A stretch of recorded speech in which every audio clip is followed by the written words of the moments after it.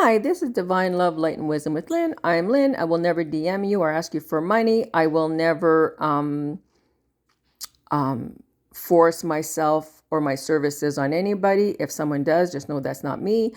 Today, I am doing this reading on February 13th, which is a Friday, 2026. But just note whenever this comes across your feed or you come across this, just know it's right for you. I've already put protection. I've already asked for clarity, not only for myself, but also for you.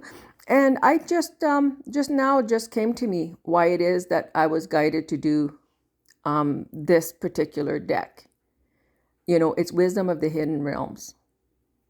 And also, there are challenger positions, which mean it's upside down. I will touch on those if they come up. I will also I may look at the book to get more information concerning this deck because I don't use it very often. And at the end of the day, it really doesn't matter. It's whatever resonates. If nothing resonates, that's fine. It's not meant for you. If it does, if the cards do, but what I say doesn't, just use your own intuition and your own wisdom, no pun intended, to tap into what that card may mean for you. So I did have a jumper. I think I'm going to get that out of the way right away. The resting tree, patience and stillness. I think right now we're going into the fire horse season on February 17th. That's in a few days. And I think because things are going to be going so much faster, right now we are shedding. We're still in the snake year. We are letting go. But we also need to rest. We need to rest and have patience. It's like the snake. When the snake sheds, it literally will not automatically just go out and do its thing. It will sit there and wait for the new skin to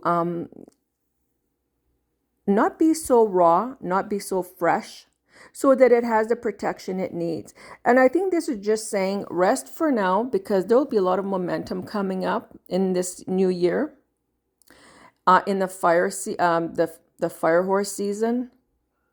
So for now, just rest. And I just noticed right now, this is master number 22, if you notice here. And it's really about just being present to yourself, allowing. And don't be so hard on yourself if you're not where you thought you were meant to be. Because what we think and what is not always in alignment, or it doesn't feel like it's in alignment. But everything is in divine order. So just trust in the process is what I'm getting.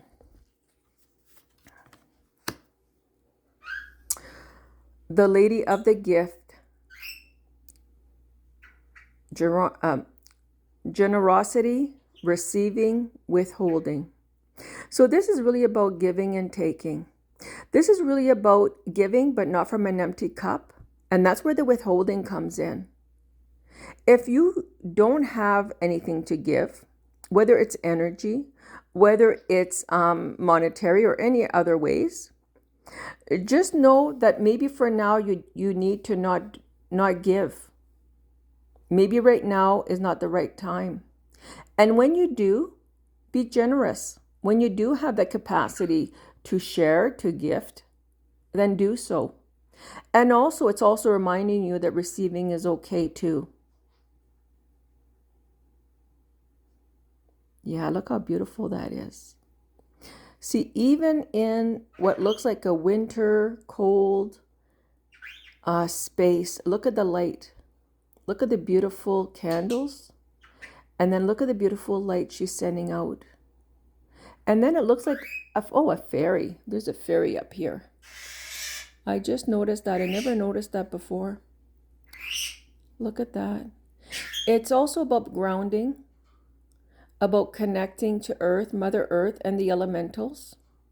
This is more of a physical feel, but it could also be as well connecting with the spiritual as the lights.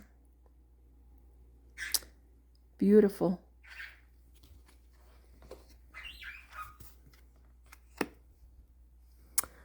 The Phoenix. Now this is in reverse. So I'm just going to turn right side up so we can see it better. Resurrection, surrender to change. Where is it that you're not surrendering? Where is it that you're having a hard time in allowing change? In allowing you to be your higher, better self. 29 in numerology, that would become an 11, master number 11. So I think what it's doing, it's basically telling you to surrender to change. For without that, you cannot rise like the phoenix. So this is why it was in the position as it is now. Now I'm going to see what else I can get from the booklet, because sometimes there's a lot of wisdom that come through that. Let me see. And bear with me. Like I said, I don't use this deck very often. I haven't used it in I don't know how long now. Let's see. There you go. Almost there. Yeah, it's basically, it's trying to remind you, it's a gentle reminder to let go and let what doesn't work fall away. Maybe you're not allowing things to change because you're more comfortable with the familiar, even if you know that it's not the best for you. And you could create so much better by surrendering and letting go of what no longer serves you. Fear of change, crippling experiences, works against nature itself. So definitely, it's about allowing. And then once you allow, once you surrender, once you let go of what no longer serves you, the rebirth comes in. And that's very possible. It's just a reminder to help you on your journey. The Desert Prince, survival, false promises. What is it that you're following? What are you in fear and it's all about survival? Or is it false promises? You know, I always say the more I know, the less I know. And I think that's true for everyone. Even the things that we used to follow, even the things we used to believe, at one point, as our vibration and our knowledge and our wisdom rises, we realize that those no longer are a fact. What beings did we think were of the light and truly aren't? They're simply siphoning our energy.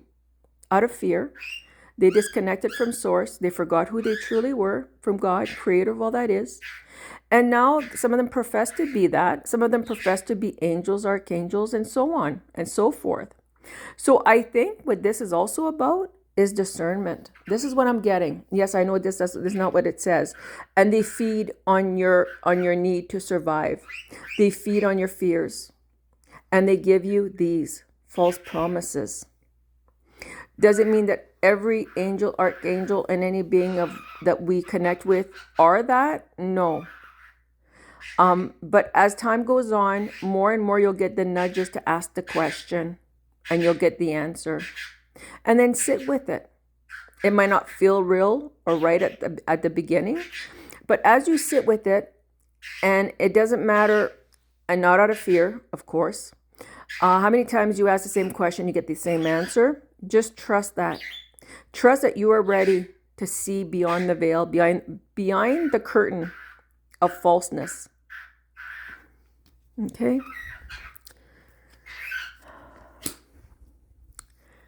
The Lady of the Mirror, reflection, not judgment. Yes, this is just fitting for the last card, I think. It's about going inwards, reflecting, but with non-judgment, with unconditional love. For yourself, for your past self, whether it's in this lifetime, other lifetimes, depending on what clarity you will receive for yourself. But it's also for others. It's also about, one time my glasses kept breaking and my sister said to me, maybe you should ask what that's all about, because that's usually what I would have said to her. But of course, sometimes we are in in our own little world, and we even forget to ask our own questions that we would generally would tell someone or suggest for someone else to do. And I thought that makes sense. There's a message behind this. It just, because it didn't make sense why they were breaking. And then we're talking about like prescription glasses that shouldn't have been breaking. And I'm very careful with my glasses. I take very good care of them, literally taking them off and they break. Literally pick them up and they fall apart. That kind of stuff. So when I asked that question, what I heard very audibly, because I am clairaudient as well, I often get messages that way. This is what I heard from Source. And it was a knowing. I just knew who that was, what that was. And the exact words were very simple. I want you to see through my eyes. And what that meant, and it sticks with me because I often get reminded of that very beautiful message. Whose eyes am I seeing this through? My ego eyes? My self eyes? My conditioned eyes? Or am I seeing it through the eyes of Source, God, Creator, Universe, whatever word you want to use, of unconditional love eyes? And so sometimes we also have to look at ourselves and not be in judgment, but also look at others and not be in judgment. And send unconditional love to whatever that is, whatever comes into your awareness. And I think that's part of the awakening. We have belief systems that we have to be, we have to self-sacrifice, we have to be martyrs, we have to also expect others to do that as well. And instead to realize this is a human experience. And we all have a beautiful God spark within. We are truly of the Source, from the Source, part of the Source. And that we are perfect in all ways. And of course, sometimes we feel like we didn't act perfectly, but that's okay because we can self-correct that with non-judgment and with unconditional love. And to understand what was the root cause of that. What made us, I should say made us. Why did we choose to act that way? Why did we choose to think that way? And when we do the inner work, there's so much healing, not only for ourselves, but for all those around us in the collective. Now, as you see the 44, as in numerology, 44 may not be considered a master number, but when I see numbers that double themselves, I consider them personally as like a master number on some level. And 4 and 4 would be an 8. You know, it is often associated with abundance. Abundance of love for yourself, abundance of love for others. Clarity. And as she's looking down, you see this lotus flower? There's another one here, but this is the one that actually I noticed first. And then this one here, see, she's looking at it, but look at the light coming out of it. And I think there might even be an elemental fairy sitting in that. And there's, oh, I just noticed this. It looks like a Buddha of some kind, or some kind of meditating being.